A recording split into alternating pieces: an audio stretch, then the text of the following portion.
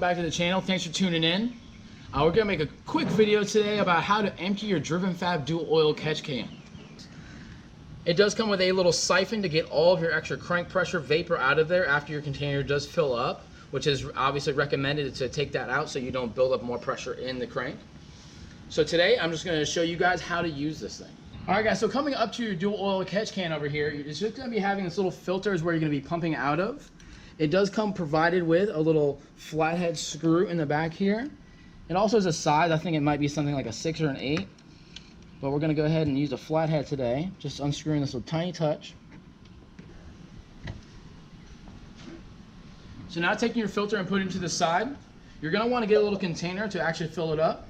So I just got a little cup here. And you're gonna take your siphon and you're gonna put it right into the top there. Now it does have a little top here that you're going to loosen up to be able to get some vent in there. And you're actually going to take this and you're just going to start squeezing it. Now I do to try to get my hose going downward so I get a nice motion down there. But as you'll see in a second, you'll start, let me tighten that top up a little bit. I think there's a little too much air getting in there.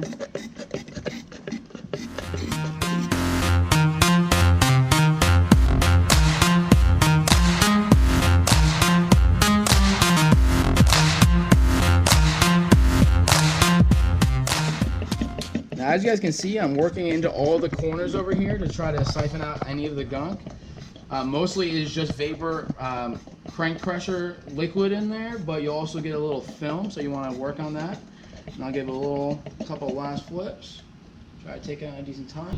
All right guys, now after you drain this thing's actually only been filling for probably 3 or 4 days, so it's not going to be too crazy full. But just to show you in just that little bit of time, I mean, we got a decent amount of that nasty gunk that usually would stay in your motor. Typically we wouldn't miss the container either and spill it over the place, but you know what, dude?